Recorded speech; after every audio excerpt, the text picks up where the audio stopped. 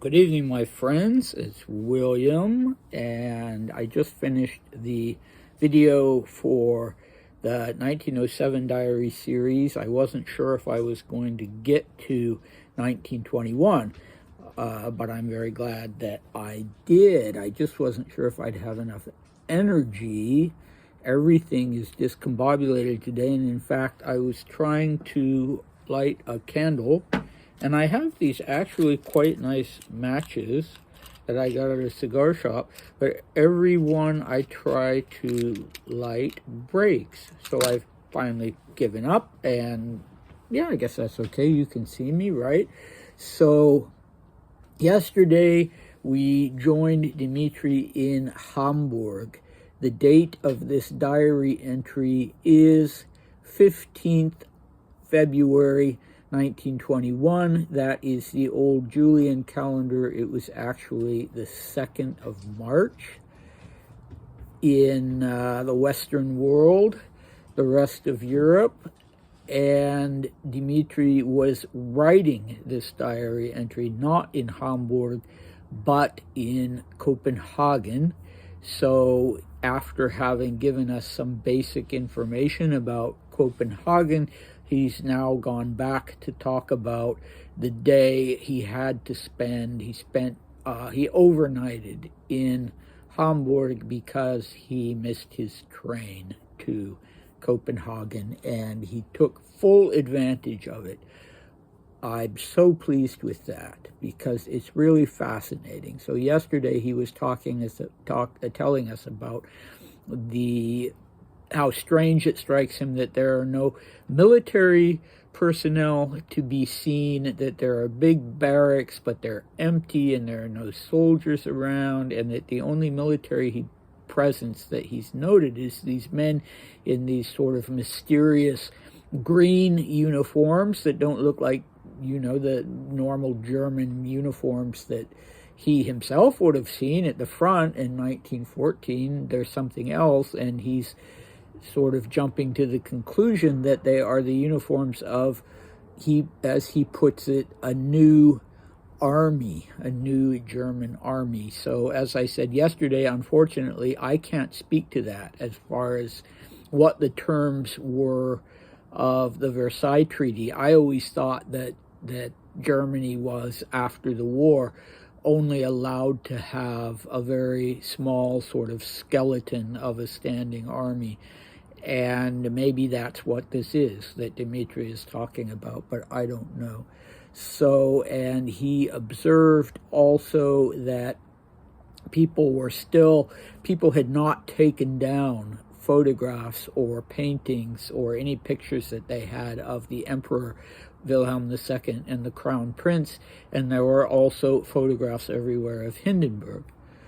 And the other thing he mentioned was just the shortages. He was surprised. It's now 1921. It's not 1918 or 1919, but there's still great shortage of bread, sugar, and milk. And what was most astonishing of all to him was that he couldn't get a good beer. He was in Germany. Obviously, he liked German beer, so he wanted German beer, and at his hotel, he couldn't get good German beer. He got a porter that he said was really second rate. Okay, and then yesterday, I mentioned that what we would be talking about today in this new diary section was about his sort of, in an informal sense, intelligence gathering. He's sort of trying to get feedback and gauge the mood of Germany at that moment in post-war Germany. Of course, he's in Hamburg. He's not in Berlin. He's not in Bavaria. Hamburg, definitely a big international city. And I'm talking too much, so let's dive in. As far as I could tell from conversations with taxi drivers and hotel workers, the monarchist spirit is frightfully strong, and the attitude toward the new government is very definite. It is apparently considered temporary, and the attitude toward it is one of passivity and indifference, and it is regarded as rather absurd. For instance, when I was changing money, the cashier at the hotel, when he gave me my 1,000 marks in bills, said, "Mr. Ebert is our Kerensky, and he won't get much further than Kerensky did." The attitude toward the war is absolutely uniform. Everyone says that now, after the war, alles ist kaputt. Many people said to me that though the Germans had made a mistake, nonetheless there were mistakes on the side of the Entente as well. But more than anything else, I was struck by the national spirit, which is still very strong among the Germans, and revolution or no revolution, the Germans are all of one mind with respect to their national self-awareness. Okay, that's an interesting way of putting it. So, wow, yeah. Interesting, don't you think? I mean, I think it's marvelous. Okay, so our friend is going out of his way to talk to people, unless they're simply volunteering this information, which I doubt. He's talking to the cashier at the hotel, he's talking to taxi drivers, he's talking to hotel workers. So, all of the people that he would have been utilizing their services.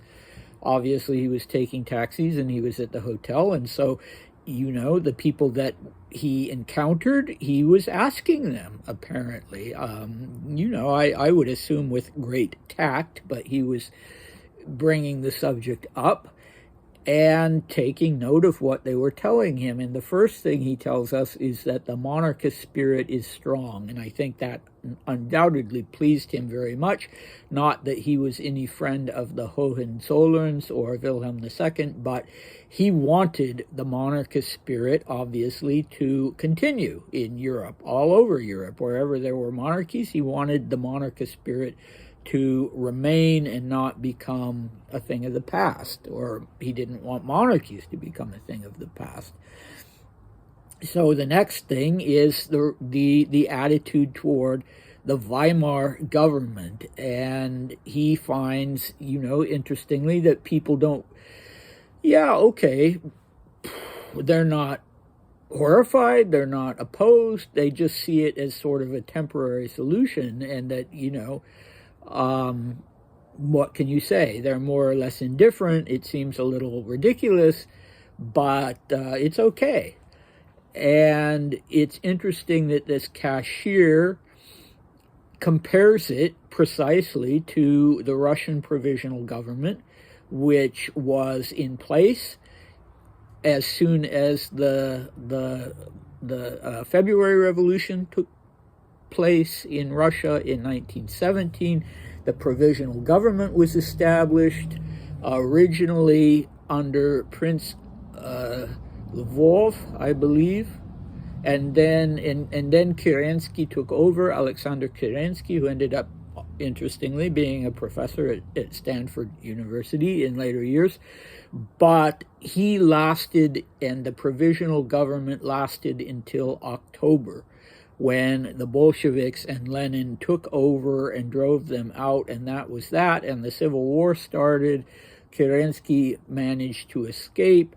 So, we can infer from what this cashier was saying was that, I don't know if he meant that, there was going to be communist revolution in Germany, or there was going to be a right-wing revolution, or the monarchy was going to be reestablished. But what he was saying basically is that Mr. Ebert, or Ebert, who was the head of the Weimar government, is not going to succeed for more than a few months. And of course, the Weimar government did last for more than a few months. I'm not sure how long Ebert himself was the head of it. I should have looked that up, but I don't think, so we'd already had the Kapp Putsch in 1919, where the right-wing element tried to take over Berlin and ultimately take over the entire government, and they failed miserably, and so Ebert remained in place But it sounds like these just ordinary people in Hamburg who weren't extremists, they were just people going, trying to make a living and do their jobs and get by and feed their families. Apparently, they didn't have great confidence that Mr. Ebert would be able to keep things together. And so they were anticipating something happening, along the lines of what happened in Russia, although not specifying what kind of government would come next. So the attitude toward the war is absolutely uniform, Dmitri tells us. So he doesn't find a single dissenting voice in the people whom he's talking to. They all say that after the war, it's simply the case that alles ist kaputt. And those are Dmitri's own words. He misspells kaputt, but I have done that many times myself. And I am taking this as confirmation that his German was actually good enough to have conversations, and that he's not talking to these taxi drivers and hotel workers in French or Russian or English. I suppose it's possible because, as I said, Hamburg, as you know, Hamburg was and is a cosmopolitan city, but it seems unlikely that that he was talking to everybody he encountered in some other language other than German. So good for you, old boy. I guess those adolescent German classes paid off. His son did tell me that his son didn't come into the picture obviously until 1927, I think he was born. But he told me that his childhood recollections were that his father could speak German, or at least to the extent that he could understand people and he could make himself understood at a basic level, at least. So this idea that alles ist kaputt, yeah, these were going to be rough years for Germany, horrible. So I'm not surprised that everybody feels that way. And this idea that the Germans, yes, indeed, the Germans had made mistakes, but there had been mistakes on the other side as well. Well, I don't think we're talking about mistakes in the sense of, our strategy could have been better, or, we could have done this differently or that differently. I think we're talking about wrongs, Germany, yes, Germany was wrong in doing what it did in many ways. This whole war was a mistake, but there were also wrongs committed by the Entente that contributed to what happened to the First World War. So, yeah, fair enough, I guess. I mean, I don't know. I'm a Westerner. I tend to believe that, yes, Germany was in the wrong and Austria was in the wrong, and they didn't have to, make this horrible ultimatum to Serbia, and that it's probably the case that Wilhelm II really was aggressive and really wanted a war and really was rash and self-destructive and destructive, and that it was largely the fault of Germany and Austria. But I'm not qualified to make any historical pronouncement. I can only tell you my opinion.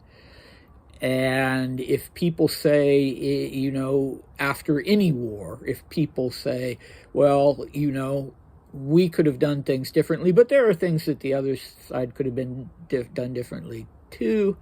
Yeah, okay. At least they're acknowledging, at least they're acknowledging that they were not victims. So that at least is, that's a step in the right direction, isn't it? So anyway, let's see what next. I was struck by the national spirit. Well, that doesn't surprise me. I'm sure it doesn't surprise you either, even though people were discouraged and saying alles ist kaputt. the attitude, as I understand it, during this between the war period in Germany was one where there was a surge of nationalism, and you saw it in other countries as well. It was sort of the age of nationalism, wasn't it? Yeah, so not surprising. Unfortunately, this spirit of nationalism is leading them headlong toward another horrific disaster. But yeah, it is what it is. Nationalist. He says national spirit, national self-awareness. I mean, there's nothing wrong with national spirit per se, but when it becomes this ideology of conquest, then obviously that's a whole different thing.